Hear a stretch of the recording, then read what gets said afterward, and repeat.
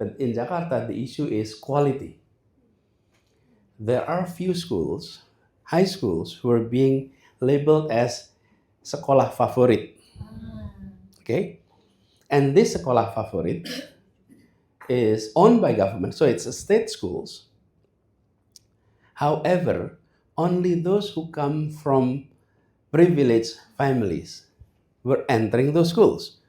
So in 2019, starting 2019, we started the reform, rearranging enrollment system so that it becomes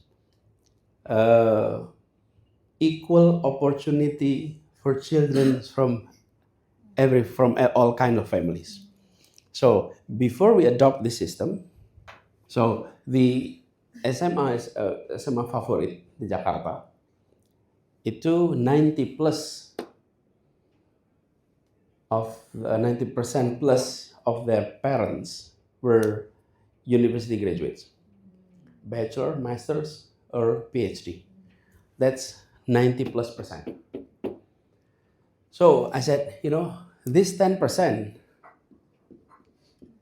you remember that the chart earlier. We had only 64% participation rate in the high schools. That means 36% never reached high schools. And these 36% were not coming from families of educated parents. So this is also low-income families who are not continuing in high schools. And the low-income families is only 10% in Jakarta. So we reformed the system to allow equal opportunity across backgrounds of family using, I believe in random system. When you do random, then it will reflect our populations. So when we approach that in 2019, it changed. It becomes 30 plus, 30 plus, and 30 plus. This is SD or less. This is SMP, SMA, and this is university.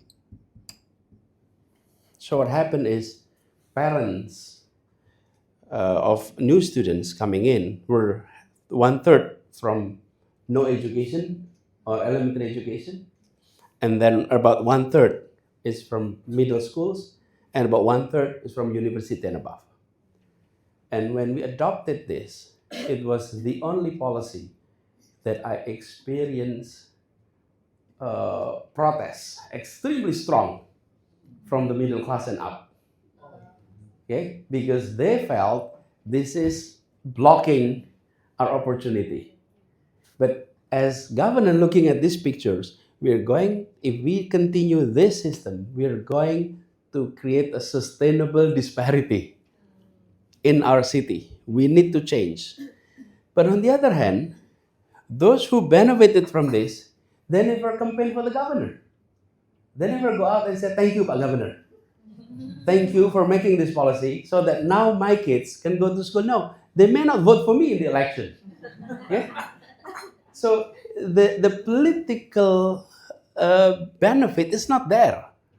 You reform this, they are happy, my kids can go to school, but it doesn't translate into vote, it doesn't translate into electoral concrete benefit. And I think politicians understand that.